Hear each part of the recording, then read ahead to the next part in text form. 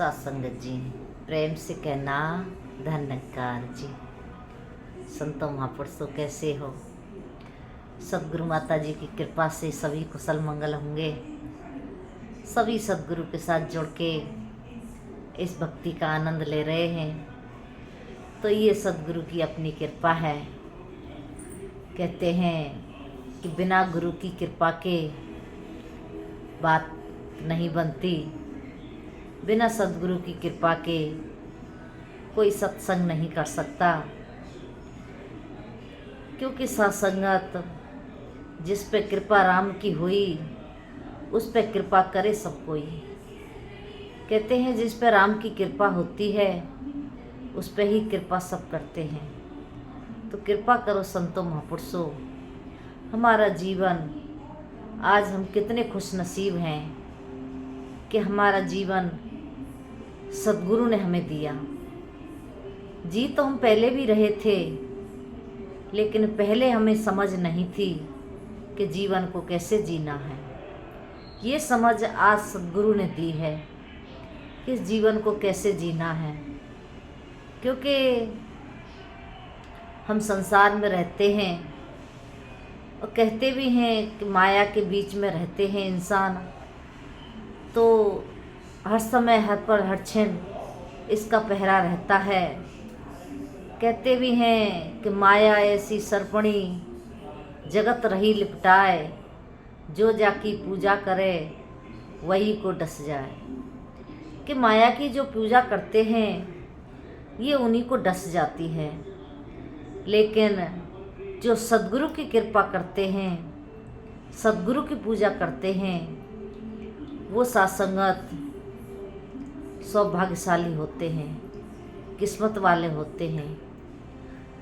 हम इन आँखों से जो भी देख रहे होते हैं संसार में, वो सब मिथ्या होता है, सब माया होती है।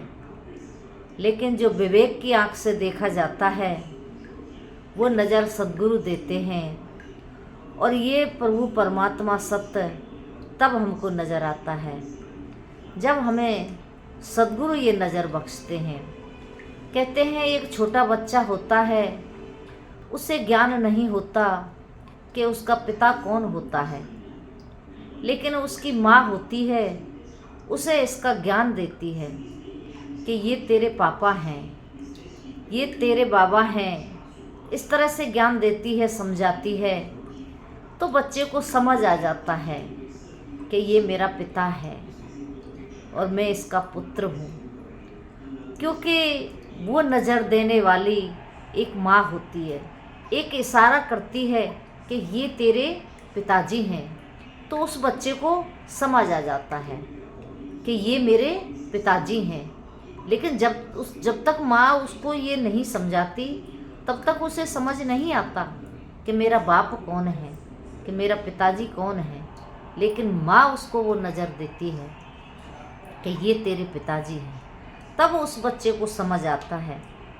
तो इसी प्रकार से हम माया में रहने वाले जीव, हमको पता नहीं है कि परमात्मा कहाँ है, कैसा है, कौन है। ये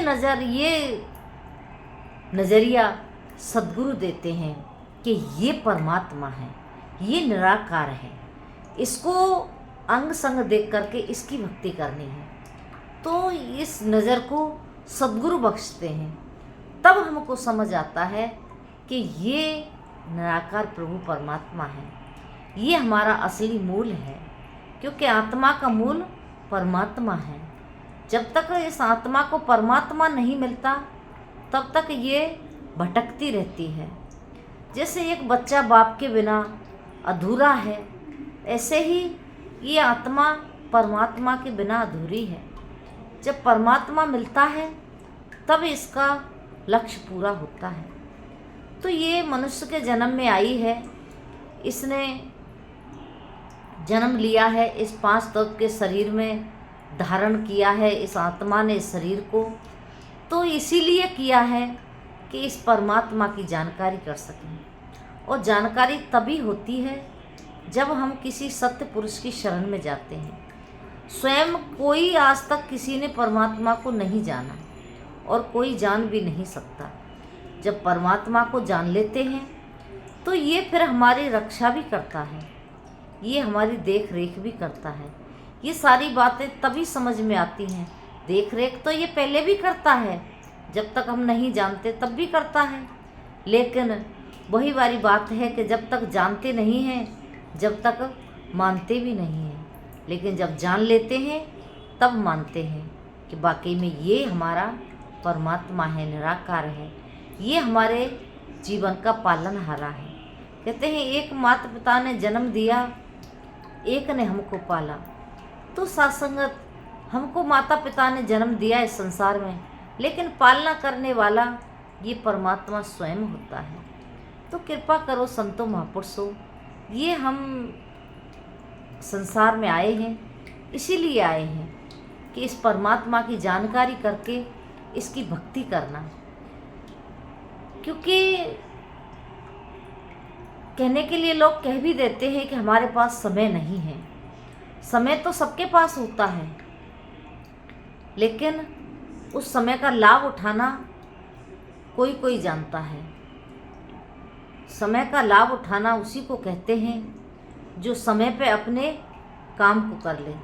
कहते भी हैं ये कर लूँ मैं वो कर लूँ, कहने से तो बनती बात नहीं, जो कर लेता काम वक्त पर वो समय की सहता घात नहीं। कहते हैं जो इंसान काम को फिर के लिए छोड़ देता है, बात के लिए छोड़ देता है, तो बात नहीं बनती है, लेकिन जो समय पर कर लेता है उसकी बात बन जाती है। तो आज हमारे पास समय है, इस इंसानी जीवन में इस परमात्मा को हम जान सकते हैं, जान करके इसकी भक्ति कर सकते हैं, इस प्रभु परमात्मा को प्राप्त कर सकते हैं। तो ये सुनहरी मौका मिला है। ये जन्म हमको मिला किस लिए मिला? इसलिए मिला है कि हमने परमात्मा की भक्ति करने के लिए। ये दुनिया की सुख सुविधाओं के लिए नहीं मिला है हमको। ये तो कहते हैं महात्मा कि भक्ति के साथ साथ ये सारी सुख सुविधाएं तो अपने आप ही हमारे पास आ जाती हैं।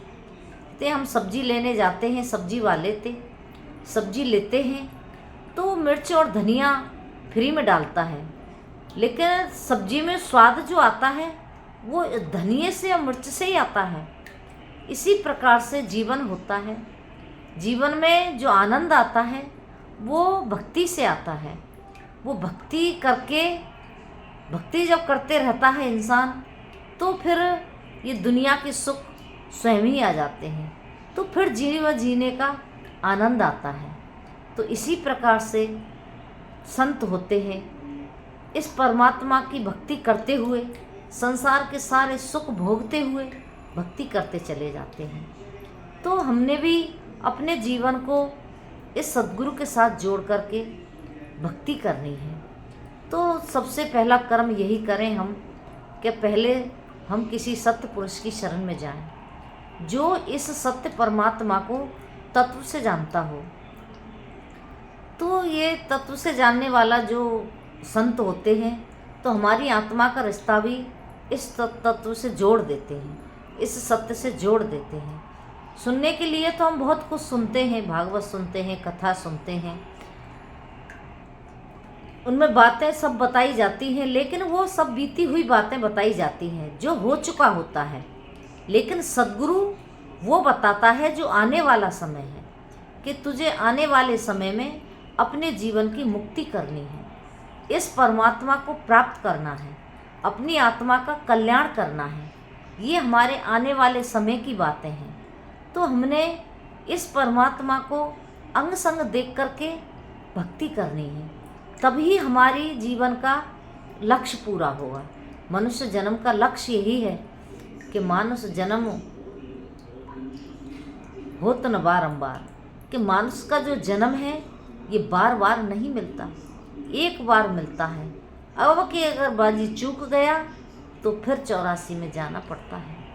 तो इसीलिए महात्मा कहते हैं अपने जीवन का कल्याण कर लो, अपने जीवन की मुक्ति कर लो इस संसार में रहते हुए। तो मुक्ति कोई मरने के बाद नहीं मिलती किसी को, कहते जीते जी मुक्त हो जाओ। जिस व्यक्ति के ऊपर जीते जी किसी चीज़ का कोई प्रभाव ना पड़े तो वो मुक्त हो जाते हैं।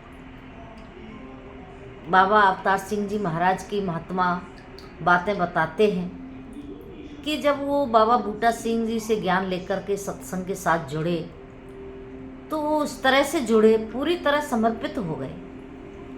तो उनका पुत्र 18-20 साल का शायद था, तो वो ब्रह्मलीन हो गया। तो ब्रह्मलीन हो गया तो उनके यहाँ उस दिन संगत थी जिस दिन वो बेटा ब्रह्मलीन हुआ। तो अब बाबा अवतार सिंह सोचने लगे कि अब क्या किया जाए, कि सत्संग का समय होने वाला है, सत्संत महात्मा आने वाले हैं, अब यहाँ तो बेटे की मृत्यु हो गई है, अब क्या किया जाए। दोनों पति पत्नी ब्रह्मज्ञानी थे, तो उन्होंने बॉडी को कहीं छिपा दिया और छिपा के रख दिया और संत महात्मा आए, उनका आदर सम्मान सत्कार किया जिस प्रकार से हमेशा करते थे। सत्संग हुआ। सत्संग के बाद तब बाबा बूटा सिंह जी ने कहा कि अवतार सिंह अब तो बताओ, अब तो निकाल के लाओ बॉडी को, अंतिम संस्कार करना है। सभी महात्माओं को रोका, सबने अंतिम संस्कार किया। तो वो जीते जी मुक्त हो चुके थे, उन पर किसी चीज़ का कोई प्रभाव नहीं पड़ रहा था, दुख का, सुख का, हानि का, लाभ का, अपने का, पराये का, वो सबसे मुक्त हो चुके।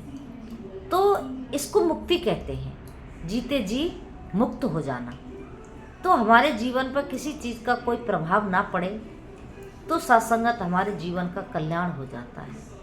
तो कृपा करो संतों महापुरुषों, एक दिन जाना तो सबको है संसार छोड़ के, लेकिन जो इंसान जीते जी अपनी मुक्ति कर लेता है, वो कहते हैं कुछ सिंहासन चढ़ चले, कुछ बांधे जंजीर, कि कुछ तो सिंहासन पर चढ़ के जाते हैं और कुछ जंजीरों में बंध के जाते हैं। सिंहासन पर वही चढ़ के जाते हैं जो संसार से मुक्त हो जाते हैं। तो आओ संतों महापुरुषों, आज समय का सद्गुरु सबको मुक्ति दे रहा है, सबको भक्ति दे रहा है, सबको इस निरंकार प्रभु परमात्मा के साथ जोड़ रहा है। इनके साथ जुड़ कर के हमने अपने आत्मा की मुक्ति करनी है।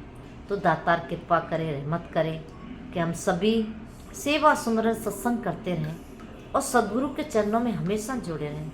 आज समय के सद्गुरु माता सुदीक्षा जी सारे संसार को इस ब्रह्म ज्ञान से जोड़ रहे हैं। राजपिता जी साथ संगत बराबर उनका सहयोग कर रहे हैं, बराबर उनके साथ कदम से कदम मिला के चल रहे हैं। तो कृपा करो संतों महापुरुषों, ये संसार से मुक्त हो चुके हैं, इन्होंने अपने जीवन को मुक्त कर लिया है और चाहते हैं कि हर इंसान मुक्त हो जाए, दुख सुख से ऊपर उठ जाए।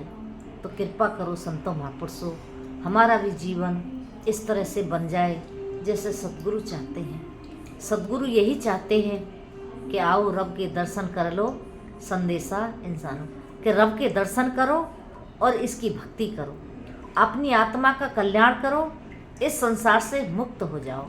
तो इन्हीं शब्दों से दासी आपसे इजाज़त चाहती है। कहते हैं पानी भरे पनिहारियाँ, रंग बिरंग घड़े, भरिया उसका जानिए जिसकी तोड़ चढ़े। जिसकी तोड़ सद्गुरु के चरणों में निभ जाती है वो सत्संगत मुक्त हो जाते हैं। तो दातार कृपा करे कि हम भी, हमारी भी तोड़ सद्गुरु के चरणों में अंतिम श्वासों तक निभ जाए।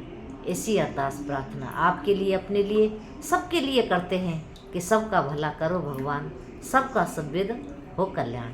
प्रेम से कहना धन्यकार जी।